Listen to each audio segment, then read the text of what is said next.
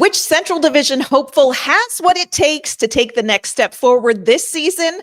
We'll debate and discuss on today's special 2025 Locked On NHL Central Division Hopefuls crossover.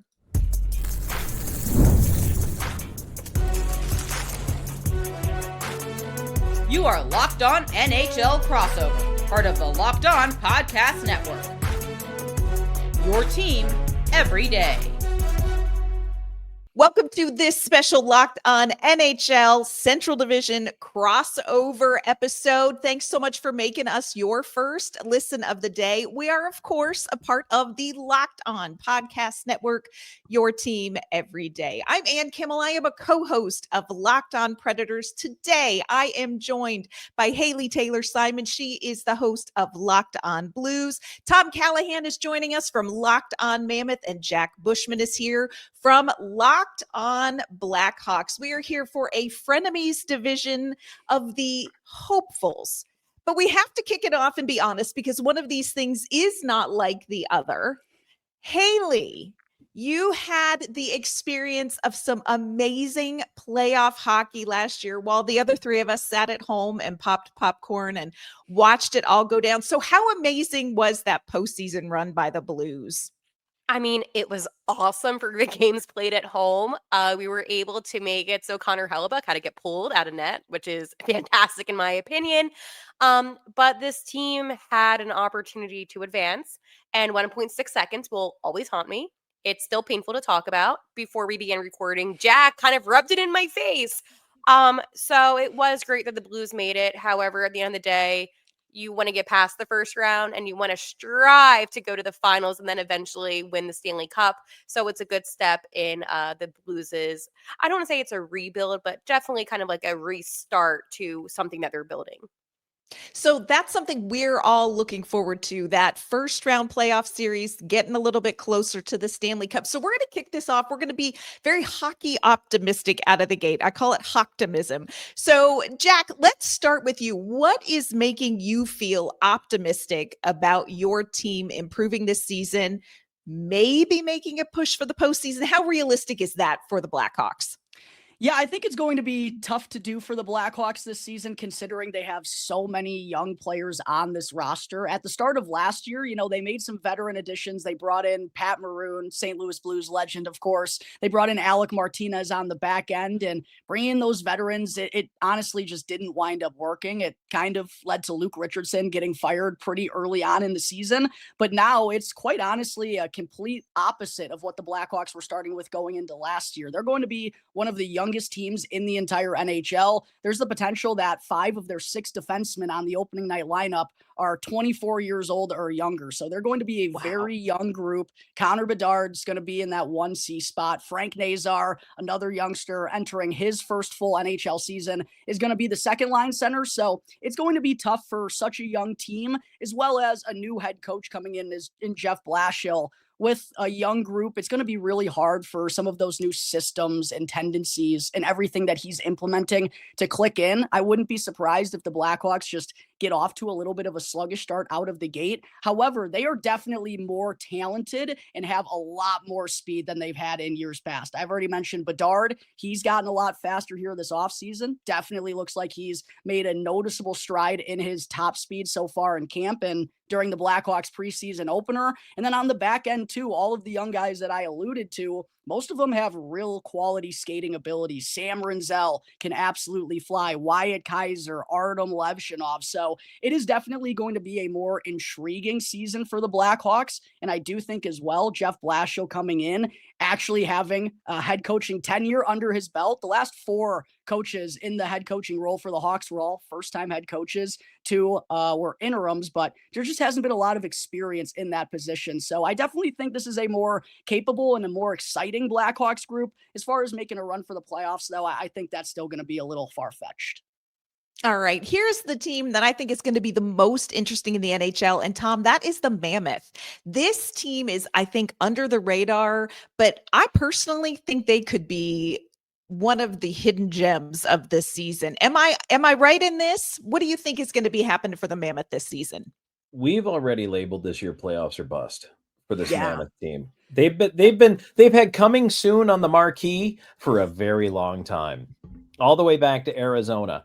And, after a while, that banner starts to fade. It doesn't look as good. Coming soon is only something you can sell people on for so long. Well, the move helped because it really broke it up and introduced them to a new fan base of coming soon. So this is the year. They have to take the step forward this year. We have absolutely labeled it playoffs or bust. On paper, they have taken some giant strides forward. They look a lot better lineup-wise. Of course, if this team could just simply stay healthy, that would be absolutely huge. Huge. But as I tell you that, Monday night's preseason game against Anaheim, all three starting centers, top three centers were out. So, great. Let's start off that way. But no, I think the Mammoth should take a step forward this year. They have the talent. They have the depth. But the question to me is, do they have the coach? And I've been saying this for the last year and a half. It was weird to me to see Andre Tourigny's name on some Coach of the Year favorite nominations, because to me, the guy's seat is pretty darn hot coming into this year, because if they have all of this done now, they've gone to all these great lengths to improve everything. But if they still don't put it together, it's got to be the coach. Let me give you a cautionary tale of what it means to look at hockey on paper and then see it unfold like a train wreck for 82 games, friend, because that was Nashville. I know. Paper. On paper. I was rolling in that catnip. I was all over it. I thought that was absolutely what was going to happen. They were going to dominate. And on paper is real nice until you play the game on ice. Yeah, I remember it becomes a whole different thing. My bad. I remember being on the show last year. We were all singing the Nashville Predators tunes from the offseason that they had. I believe we all expected them to go over their point totals and whatnot. That's why you got to play the games. Yeah, it was, we always say that we aged like 2-term presidents over the course of those 82 games covering that team, because it was so brutal. It was brutal. We do hope for a little better this season, only because things can't possibly get worse. The hockey gods cannot hate Nashville this much. So I think they brought in a couple of new pieces defensively that they're hopeful are going to turn the tide for the Nashville Predators. Obviously, we're hoping the veterans get back to at least their season averages. And UC Saros getting back to the performances we're used to, and that will make a big difference for Nashville. Haley, do you think that the Blues are going to be able to pick up right where they left off at the end of the season and keep rolling? What do you anticipate for them?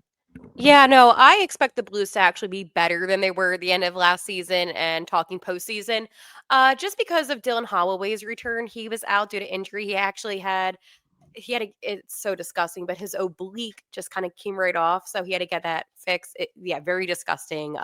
Warning, by the way, I should have said that before. Horrible. But so when you have one of your best forwards out, obviously that's an issue. So just the addition of Dylan Holloway back in the lineup, that's going to make this team significantly improve. And besides that, this is Coach Jim Montgomery's first full season as head coach of the Blues. Don't forget, we had Drew Bannister as head coach last season before he got fired. So with Monty taking over and having his own training camp and really being able to set the tone, and on top of that, it's Doug Armstrong's last year as GM, entering his 15th season. So there's a lot of changes that are about to happen. However, this season, it's kind of like a go big for the guy that truly does care about this team, and that's Doug Armstrong. Yeah. Let's see what FanDuel has to say about how they anticipate these teams are going to do. FanDuel has the Blues 92.5 points, the Mammoth right behind at 91.5, Nashville at 82.5, and the Blackhawks at 69.5. So let's talk about how accurate those numbers really are. All right, Tom, where do you think the Mammoth are going to fall in those numbers? Do you think over, under on those numbers? I think if everybody hits exactly those projections, no one makes the playoffs. That's the problem. I think it's going to take 95 points to make the playoffs in the Central. Even as the fifth team, I think it'll be 95 points. So that's where I'm pegging the Mammoth to come in. And one of the problems for Utah last year was there was a lot of wasted opportunity past regulation, a lot. And even the unfortunate fact that they had to go past regulation, they blew a lot of late leads. They gave up some goals that they shouldn't have, and then they just couldn't finish the deal in OT or a shootout, especially. So I would anticipate this year adding a guy like a Peterka, another year of Cooley, and getting a little bit better, a little bit deeper. Their shootout should be better, should get them a couple extra points. They should be a little more deadly in overtime. Yeah, but 95 points to me is the bar for all of us. If anyone wants into the playoffs, we have to be there. Yeah, the Central Division is not the division you want to be in right now. I mean, it's great hockey, but it's really tough if you're a team that's trying to just sneak your way into the postseason. Haley, how close do you think FanDuel is for what the Blues are going to be able to do? Yeah, I'm offended actually looking at that graphic because the Blues were able to put up 96 points last season, able to get wild card too, and that was a battle. Don't forget the Calgary Flames were right behind the Blues. So Tom is 100% correct. You cannot expect to go into the playoffs if you're going to be under 95 points. That's not a possibility. I'm surprised actually. I thought maybe, just maybe, hear me out, with the additions of the players that we acquired and just how well the Blues did last season, especially the second half of the season, that they would have the Blues higher in points. I mean, none of the players on the Blues, and I just want to take you inside the locker room, were happy in any way with 96 points. They all thought they could have gotten at least 100. So I disagree. If I'm a betting person, which I am, I would take the over. I think that's ridiculous to have it. That it was what, 92 and a half? Like just way too low. Yeah. Jack, what do you think about where they have the Blackhawks here? Yeah, I think it's a fair assessment of where the Blackhawks are at. Obviously, they only had 61 points last year. This is a team that hasn't won 30 games or tallied 70 points in a season since 2019-20. It's been a long time. However, I do think the Blackhawks are going to go over this year. I don't know if any of you remember last year. I was the only person on the Central Division hopeful shows that actually said under their point totals, which they ended up cashing last year. I do think the Blackhawks are going to go over this year, though, because they only finished 9 points shy of the 70-point marker last year. And I just do think with the insertion of all the talent, and the biggest thing is the speed as well. I just think this Blackhawks team is going to have a lot more offensive upside than they did last year. And we kind of saw that at the end of last year when Levshinov came on the NHL scene. Same with Renzel. Frank Nazar really got comfortable and solidified his role. Connor Bedard was able to pick up his play and finish the year on a much better note than he started. So I think there is more upside, certainly, for this Blackhawks offense. I think the power play is going to be improved as well, with those young players kind of establishing more chemistry with one another and really being at the forefront of the man advantage. I do think it's going to be a close one, though. I think they probably wind up somewhere between 68 and 73 points if I had to guess. But I do think if this young group, sometimes what happens with the young group is you're almost just too ignorant to even know what's happening out there.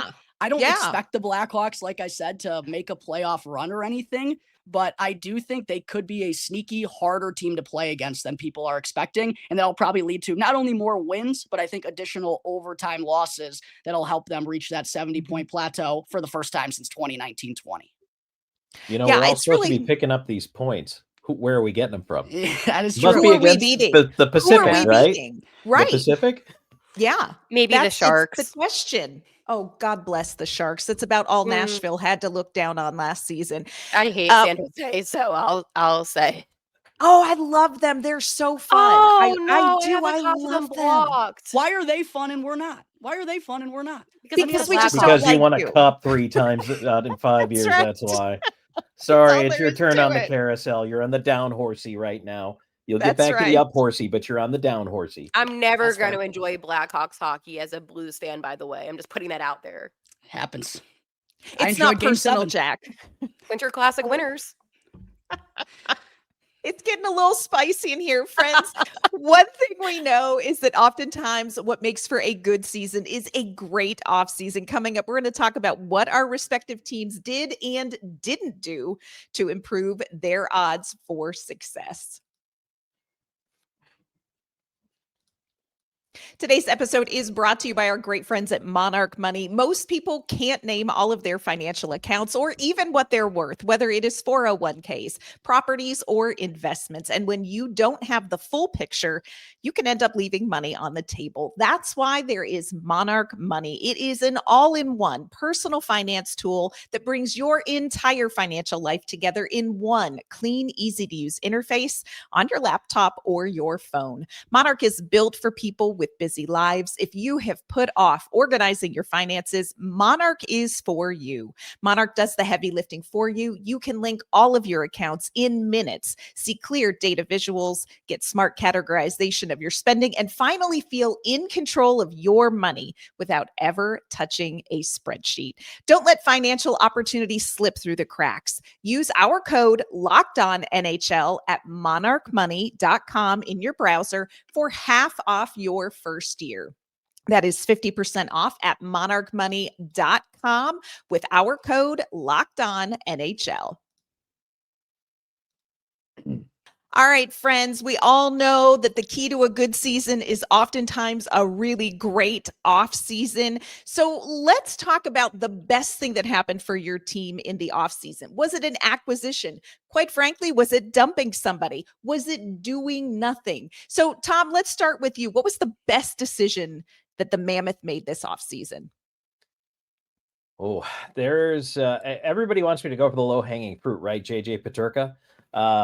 And that is That's not a easy bad one. That's not a Well, bad no, one. it's not, because it gives them another threat on the power play. It gives them a guy who, if he continues to take those steps forward, Haley, get comfy, settle in. As we look at it, yeah, absolutely. That's a huge ad for this team. But something interesting that they did, and actually, I'm going to split this into a 1A and 1B. I'm not going to go for Peterka, although he'll be a huge impact. Between bringing in Nate Schmidt and bringing in Vitek Vanacek, they both come in off of Florida, which is great. But already, number one, Nate Schmidt brings a completely different attitude, a different viewpoint, and I think it's going to help this team keep it a little looser, which will help them. I really feel like they have a tendency to really just scrunch up and just it gets to them. And I think that's why they blow late leads. I think that's why they give pucks away. I think that's why they need him. And he's going to bring in a different perspective. And he's got a great attitude. Love the guy. I never see him not laugh answering a question, which is fantastic. That's and then so Vanacek, it's great. It's so good for the mood of the room. And then Vanacek coming in is a guy who, I mean, I love Connor Ingram. I'm sorry for the way things turned out with Ingram, but they needed to solidify behind Karel Vejmelka. And the thing is, you don't even 100% know that Veggie, even though he's getting paid like a starter, can handle once again the starter's workload. I thought they burned him out down the stretch, yet again, coaching. And he needs to be able to prove that he can consistently be the man for Utah. If they don't, they have a Vitek Vanacek there who they really believe, and listening to Bill Armstrong talk about it, the GM, they can get him back to his New Jersey form, which was huge. Starting, winning, leading that team. If he can get back to anywhere near what he was with the Devils and to have that as a 1A, 1B tandem, I think that those are going to be two acquisitions no one's really talking about because they focus on Peterka, but those are going to push them a lot further this year. Yeah, that goaltending tandem is going to be really, really interesting to watch for Utah, and how they utilize them. I think you're right. It's going to be interesting. Jack, when you look at your offseason in Chicago, what stands out to you? What was the best decision the front office made? Yeah, they didn't really do a whole lot in terms of player acquisitions. They swapped Joe Veleno, who was a buyout candidate, for Andre Burakovsky from Seattle, who's kind of struggled ever since leaving the Colorado Avalanche organization. Looks like he's going to be getting a top-line opportunity right out of the gate along with Connor Bedard. They also brought in Sam Lafferty for the third time, funny enough. He'll be down there on the fourth line. But other than that, they really didn't make much player additions, and that's just simply because there are so many young core pieces that are going to be jumping onto the NHL scene, and they didn't want to cause any like roadblocks for guys who looked like they were ready in training camp or during the preseason. But undoubtedly, to me, the most noteworthy addition this summer was Jeff Blashill Blashill, who quite honestly, throughout the process of the Blackhawks going through their hires and interviewing people, he wasn't really one of my favorite candidates. Obviously only had one previous stint as a head coach with the Detroit Red Wings, 7 years there, didn't really do a whole lot of winning, which to be fair, probably is more on Steve Yzerman than it was on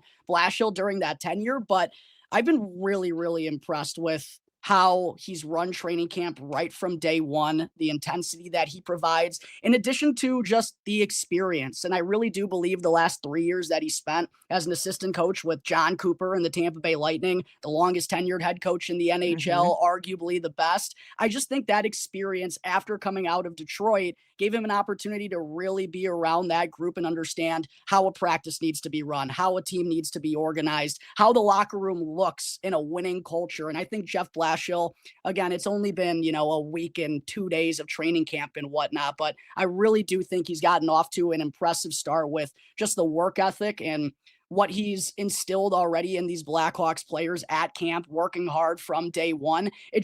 It really does feel different than what they had with Luke Richardson or Jeremy Colleton. The Blackhawks just haven't had a qualified NHL head coach since they fired Joel Quenneville in 2018. So I think that's just another reason why I'm confident this team is going to hit 70 points for the first time in 5 to 6 years, because they have a legitimate NHL head coach who's been around success before. And I've been really happy with what he's done in the first week of his tenure as the new head coach. Jack, I know this was a trade deadline thing, but what are your thoughts on what clearing out Seth Jones has meant to the defense for the Blackhawks? Has that opened the door for anybody else to come through? Yeah, most certainly. It opened the door for Sam Rinzel to come out from Minnesota, wrapping up his sophomore year in the spring, and then played in 9 NHL games with the Blackhawks last year and averaged 22 minutes per game and looked really comfortable on the top pairing along with Alex Vlasic. He's actually going to be the one who's stepping in and taking the Seth Jones role as the top power play quarterback that he had during his time here. So I really do think that's just kind of ushering in the next era of defensemen. In addition to, we obviously got Seth Jones off the books and we're able to acquire Spencer Knight, our number one goaltender of the future, now in the process. I think that was a win for all sides. Obviously, Seth goes on and joins Florida, has a pretty good postseason run to help them win the Stanley Cup. The Blackhawks, he was clearly frustrated at the end of his tenure there. And even when he got traded to the Blackhawks, he didn't sign up for a full-scale rebuild. That was still when Stan Bowman was the GM and they acquired Marc-Andre Fleury. So he was clearly frustrated. It was starting to have some lingering effects a little bit in the locker room. So I think for all parties involved, that was the best move possible. And it creates a new opening for some of the future defensemen that are now stepping on the scene. I love the Spencer Knight edition because so much of it is really about peaking at the right time. And that seems like such a great fit for Chicago for where they're at, where they want to go, especially when it comes to just solidifying goaltending. Haley, who is a player on the Blues roster this season that you think is going to surprise everybody? Is there a standout player, somebody whose performance maybe we're not talking enough about, but we should be? Jimmy Snuggerud. I mean, this is a player. Yeah. Like Snuggy's awesome. He played seven games in the regular season, and then obviously the full 7 games in the postseason.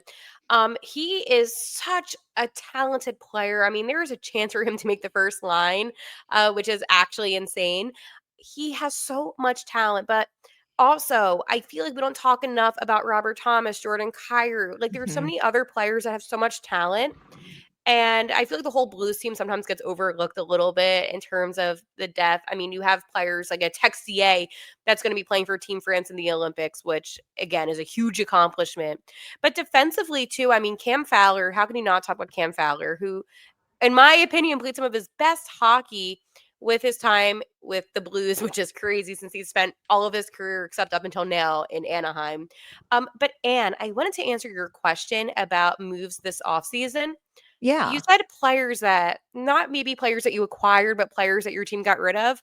I am so thankful that the St. Louis Blues put Nick Leddy on waivers. Thank you, Doug Armstrong.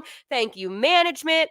I could not be more happy about that. Now, I also wanted them to put Justin Folk on waivers too. However, that did not happen. That wouldn't be a possibility. Losing him is going to make this team a lot better defensively. And I hate saying that. But sometimes it's just true. Sometimes it's just true.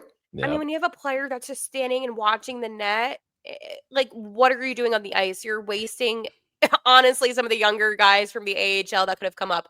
But that was probably the best addition that the Blues made this offseason. That was a Yeah. glorious day. That honestly was my highlight. Addition by subtraction is actual hockey math when it comes to rosters. It is an actual math. Because it can really change up a team. Like, I was thinking about it with Dylan Holloway and Philip Broberg not being on the Oilers, and I was watching the finals, and I thought, Edmonton could have really benefited to having both of those guys. And I'm not going to rub it in Edmonton's face, because at the end of the day, I'm sure that their whole fan base is upset about it too. But sometimes when you get rid of players, you're either making your team worse or better, which is inevitable. But for the Blues, you want to get younger, and having a defenseman, because a lot of your defensemen are older. And let's be honest, younger is the new it thing in hockey these days. So getting rid of that, just for me at least, makes me excited for some of the new guys to really step up and to try to make this team.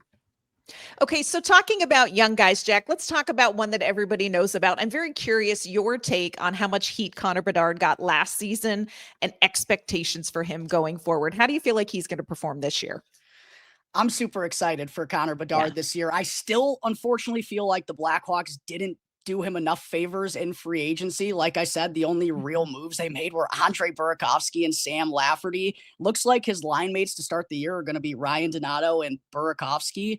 It's just not good enough, but I do think Bedard, just with all that 2 years of experience now under his belt, plus, as I referenced earlier in the show, he definitely worked on his skating hard over the summer. He was outspoken about how that was really one part of his game that he wanted to elevate to the next level. In addition to, he's gained like 12, 13 pounds of muscle. He looks absolutely shredded out there. For him. And I mean, the kid's been the leading scorer for the Blackhawks, leading goal scorer, 60-point guy in each of his first 2 seasons, while playing for one of the worst, arguably the worst team in hockey for that 2-year stretch, and not having a lot of help alongside him. I really do think for that situation in an original 6 franchise in a market like Chicago, with all the expectations and the media pressure that comes with it, like, it couldn't just be more clear that Connor Bedard is a really darn good kid, and B, a really hard worker who just loves hockey. He doesn't really care about anything else. And I think when you're talking about a superstar of your team, that's how you want them to be. You don't want them worrying about the extracurriculars or maybe not having the best work ethic. We have no concerns about that with Connor Bedard. And I think sometimes people still forget he just turned 20 years old this summer. He can't even still have a legal drink in Chicago, right? Like, and finally he's going to start having some more quality players alongside him. I don't know necessarily if they're going to be his line mates, because Frank Nazar is probably going to be the second line center, but he'll be on the top power play unit. I already mentioned Sam Rinzel. Teuvo Teravainen's back along with Tyler Bertuzzi. That's another year of chemistry along with those players. So I think this is going to be Connor Bedard's first 80-point season in the NHL. I think he's going to score 30 for the first time as well. And I just think the power play, and again, having a head coach who is going to put him in positions to succeed. The offense last year under Richardson, who was a 1,500 game defensive defenseman, right? Like, he wanted to play a defensive style. Bedard had like 17 points in the first 33 games of last year. It was a struggle, but really found his footing once the offense kind of got opened up. And it feels like that's going to be the same under Jeff Blashill this year, where he's really going to be prioritizing the team's speed. And I think all of that is just going to benefit Connor Bedard. I'm really excited for what he has in store for year 3. Yeah, he took a lot of heat last season, and I'll be very curious to see what he does this season. I feel like people are going to be holding their tongues a little bit more this year. You know what I love about Connor Bedard, though? He just doesn't care. He doesn't care. Just does not care, man. Just does not care. He's not into the media and all that stuff. He's going to do him. And I know his work ethic. I know his demeanor. He's going to be just fine. Yeah. It must be so nice looking ahead and saying, like, what is this young player going to do? Because here in Nashville, all we want to know is, what are you all people going to do? Because last season, the veterans just want the entire season. So I think for Nashville, there's a couple young players we're really excited about. Matthew Wood, we're really excited about. Brady Martin's been fabulous in training camp. But honestly, this team just needs the veterans to veteran. And we didn't see any of that last season. So that's what we're holding on for here. It's like, I don't even need a standout performance from Steven Stamkos. Just give me like regular Steven Stamkos here in Nashville and let's see what happens. It would be so nice. Well, and Coming that's kind of the question. Like, you didn't get rid of Andrew Brunette, which, I mean, We I did like Andrew not. Brunette as a coach. I liked him in Florida a lot. I know Trotsy loves him, but Loves talk him. about that, because that is significant that you did not change the Mm-mm. coach. This is what happens when the general manager is a former head coach. Barry Trotz has been Andrew Brunette. He has been the guy who lost the job because the buck stops here. And Trotz believes in Andrew Brunette. What I think is so interesting about Bruno is that he was hired for a very specific job. He was hired to take a team that was going to have this youth movement, and he was going to coach them up into a competitor. And then all of a sudden, last offseason happened, and it became all about these veterans. And yes, as a head coach in the NHL, you coach the team you have, not the team you wish you had. But I think it was a big ask to coach two veterans that didn't want to be where they were. They wanted to be where they had been and make that adjustment. So it was a tough year for Bruno. And there was a lot of heat. And I think a lot of people, including myself, were surprised that he survived the season. But Barry Trotz has not wavered on Andrew Brunette. And I don't think his seat is as hot as everyone thinks it is, because I think Trotz feels like this is a year to make or break. If these veterans can't get it done, if this team does not get a hot start, they're probably going to jettison some of these veteran UFAs at the trade deadline at the end of the season, bring in young kids, and it's going to go right back to being what Bruno was hired for. It's going to be something to watch. I just don't think his seat is as hot as everybody nationally thinks it is, because Barry Trotz knows exactly what that feels like. It's a really interesting dynamic to watch here. Barry Trotz as former head coach, now GM. Very interesting dynamic. Coming up, we're going to talk about the rest of the Central Division. We're going to make some predictions for our own team, and then we're going to talk about the contenders as well.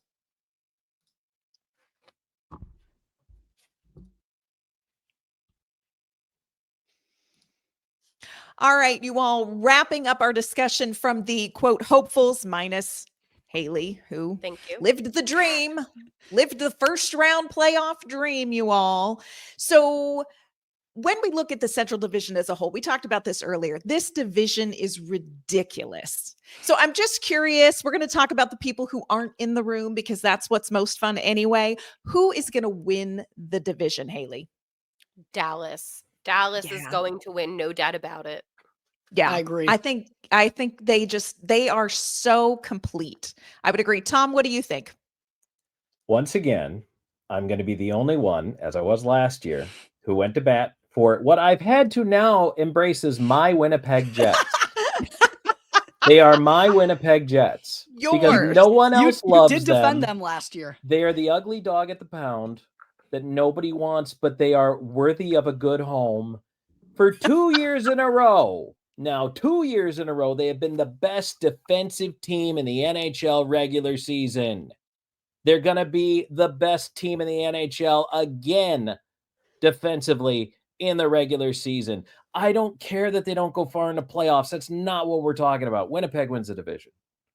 It's so funny. Last year, I was with the contenders. Those were the good old days. And Harrison Lee from Locked On Jets was like, oh, shucksin' his way through like what last season was going to be. Oh, golly gee, I don't know. We're just going to be glad to be there. And I'm like, were you glad to be there? Was it great being the best team? You know, I think the Jets really are another one of those complete teams. The question comes back to, again, can they shake off that playoff rust and dust? What do you guys think about Minnesota? Oh, Since they're not here, we can talk about them. Haley, I what do you think think they're about gonna. Minnesota? I like Seth, right? Seth, who does Locked On Wild. The I man. like Seth, right? I feel a buck coming. But we did an episode, and I was like, oh, the Blues have a potential to be wild card 1, wild card 2, a wild card team. Seth says, Hale, the Wild are going to finish 3rd in the Central. And No. Who is not like who are they gonna? But here's where my mindset changed. Why not? They have a lot of talent on that team. And I think that's a possibility. Now, I'm a Winnipeg hater, right? I don't think the Jets are going to be a wild card team. Like sometimes I'll say that just for, clicks and, to have conversation. I think the Avalanche might finish as a wild card 1. Really? Mhm. Okay, that's a bold take. That's a bold take. I feel like the Avs are just under Dallas. Like, it's like the pretty girl that is going to be on the It's homecoming all court. gonna be Will she wear the crown? We don't know, but she's It's going to be all there. it's gonna all be by a couple points. I don't expect this to be like a far off race at all. I think it's all gonna be within 1 or 2 points, and I think it's just gonna be the way that it lines up. But I do expect 5 teams from the Central to make it to the playoffs. Yeah, it is a good division. Okay, so let's pivot here. Which of our 4 teams are going to make the playoffs? Go ahead, Jack. I'm going with Utah. I love that young group. Y'all, I think yes. I like Utah more than St. Louis. I do ultimately think both can make it, though. I really do think Minnesota just has some bad vibes around them. I don't love how they handled the Marco Rossi situation this summer. Obviously, there's the news about Kirill Kaprizov. And offensively, besides Boldy and Kaprizov, they just don't have a ton of offensive firepower. I could see that being a team that regresses if Philip Gustafsson doesn't go as strongly as he has the last couple of years. I've been kind of singing the tunes of the Utah Mammoth on my show all summer. I love the combination of Logan Cooley and Dylan Gunther, especially. He's one of my favorites. Going to be a sneaky monster player in this league. I just think it feels like that the young team with, the older guys like Clayton Keller and Nick Schmaltz. It's all starting to come together, and I think they're going to be a lot of fun to watch this year. So honestly, I wouldn't be surprised if Utah winds up finishing at number 3 in this division this year. I think very highly of them. All right, Tom, do you receive that? Oh, absolutely. I'll take that. I'll take that all the way to the bank. Did you guys know that Clayton Keller had 90 points last year? Yeah. Yes. Nobody talks about him. Knew. Nobody knew. Nobody talks about him. I love Clayton Keller. Yeah. He's so good. Yeah, So good. nobody talked about it. And again, as we talked about earlier, on paper, yes, I agree with you. And I think St. Louis also makes the playoffs this year. Minnesota, you're right. I agree, Jack, 100%. You got your finger on the pulse here, buddy, because here's the thing. When a player turns down 8 years and $16 million, the most money ever thrown at an NHL player, guess what it's on about? The money. Yeah, something's going on there. He does not want to be tied to Minnesota for 8 years. He obviously does not have the faith in what Bill Guerin's doing. And look, it's going to be a distraction all year long. That's all they're going to talk about. And at the end of the day, of course, a lot of teams are going to have to deal with this because there's some pretty big names hanging out there for next summer. But I really think that Kaprizov is either going to have to take a really short term, and if he does, or he's going to want a short term, I should say. And if he does, that's going to be a conversation that's distracting. And if he's not going to sign, that's hanging over him all season. So what the Wild are going to turn into is a team that tries to please Kirill Kaprizov. And in the process, they please no one. They get worse. They fall out. Bingo. So I think our top 3 are going to be some combination of the familiar suspects: Dallas, Winnipeg, Colorado, and then St. Louis and Utah. Yeah. Agreed. Haley, where do you think St. Louis is going to fall? Are you going to shock us all again? I said on my podcast, Wild Card 1. I think that they do improve from last year. Listen, I think Utah's going to be a challenge. And I don't think that it's going to be one of those teams that you can just look at and say, oh, well, this is a team that we could easily beat. No, they're not. The Blues have struggled against Utah. And even when Utah was Arizona, I am so jealous that hometown kid, Clayton Keller, is on the Mammoth. This guy is a star, and any team, honestly, would succeed with him. He is that good of a player. Now, what I will say... And he cranks it up against St. Louis, Haley. He really does. Trust me, he does. It's not fun, for me at least. But it's good seeing him succeed. It's hard for me with the Wild because I think I'm a little bit biased in a sense that the Blues really struggle against Minnesota. And it's been like that for a couple of years now. And I still feel like there's a lot of talent now. The offseason drama, I didn't even touch on that because I think these athletes are all very professional and they're going to not even at least bring that onto the ice. But again, I really think Dallas is going to win the division. I think it's going to be followed by Winnipeg, unfortunately. I hate the Jets. 1.6 seconds. hate them. And I do think it's going to all be within 1 or 2 points. So I do think still, and I'm going to stand on this, it's going to be the Wild, the Blues, and then the Avalanche, or vice versa. But I do think that it's going to be weird, right? Because it's going to be like, oh, well, this team should have, been in the top 3. It's going to be all within a point. Yeah, it's going to be a tight division, I think. I agree with everything you all are saying about Utah. Nobody is talking about them like I think that they should. And it's like the Clayton Keller thing, because Clayton Keller is like the guy you see on the street that's walking to the plant to work second shift. Like, you would not look at him and think this is a superstar. So nobody talks about him, but he is a superstar. And I think they have so much talent with young kids. There is a perfect combination that is coming together for the Mammoth. Yes. And I think it's going to be what so many other teams in the Central are trying to do, but haven't. And you know why that is? Utah's going to be interesting. You know why that is? Because last year, everybody was on the bandwagon early. And they're like, Utah playoffs. While Robin and I are sitting back on our show going, no, they're not a playoff team. Yeah. Slow your roll. But national media did not slow their roll. And so I think it's once bitten, twice shy. That's why everybody's hesitant this year, which now we are sitting here going, okay, last year, if they overachieved, they were in the playoffs. They didn't overachieve. This year, regular achievement should put them right at that playoff cut line. Agreed. It's interesting when you talked about Clayton Keller and him not getting the recognition that he deserves. I mean, a 90-point season is something that everyone should be talking about, especially with his age being so young. And I found it interesting because this is a topic I have on Locked On Blues all the time about Robert Thomas, who, in my opinion, is one of the best players on the Blues by, if we're listen, I think Jordan Binnington is phenomenal in net, but again, outside of the net. And the national media doesn't talk about Robert Thomas.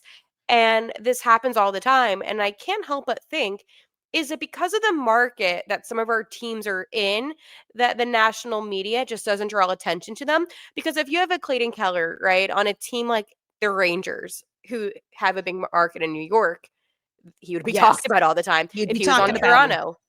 So Definitely. It bothers me a lot because I feel like one thing that we can at least all agree on is that we all have players on our respective teams that deserve recognition nationally and don't get that. And it's always like the Austin Matthews and the Connor McDavids. And I understand, McDavid in a sense, but at the same time, when a player has a 90-point season, how come that's not a big talking point? I don't understand it.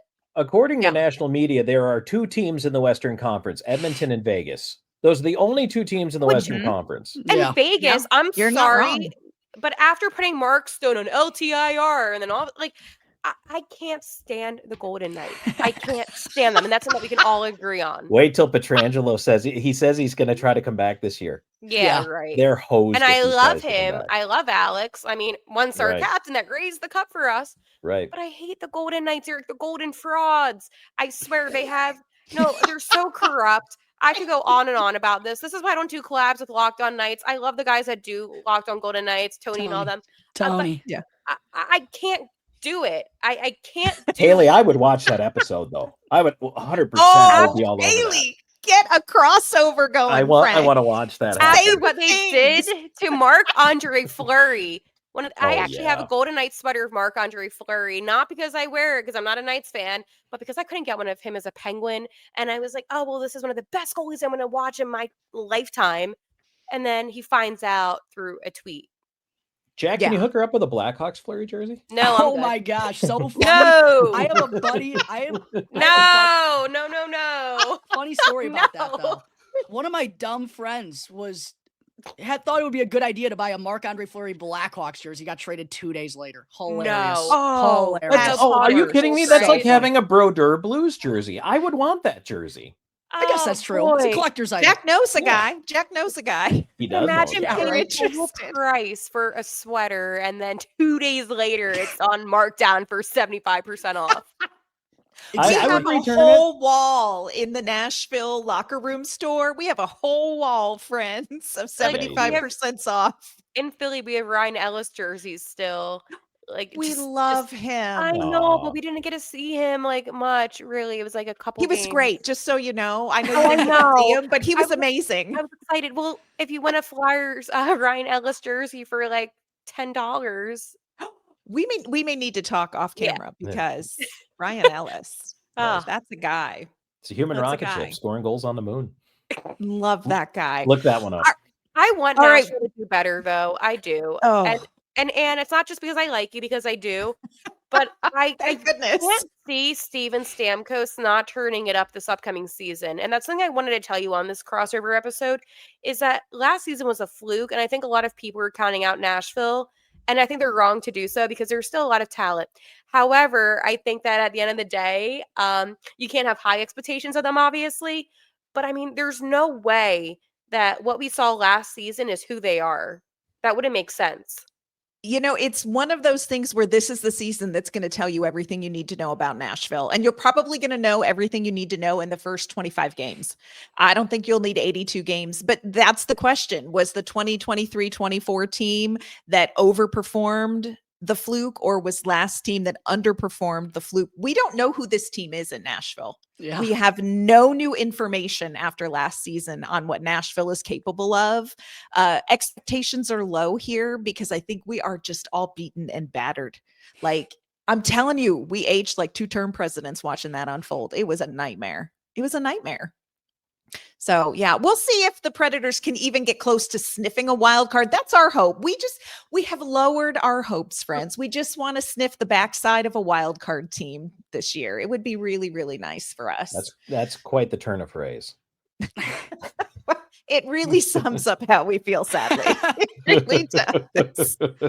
Before we wrap up my. this crossover division, Haley, let everyone know where they can find the podcast on social media and online.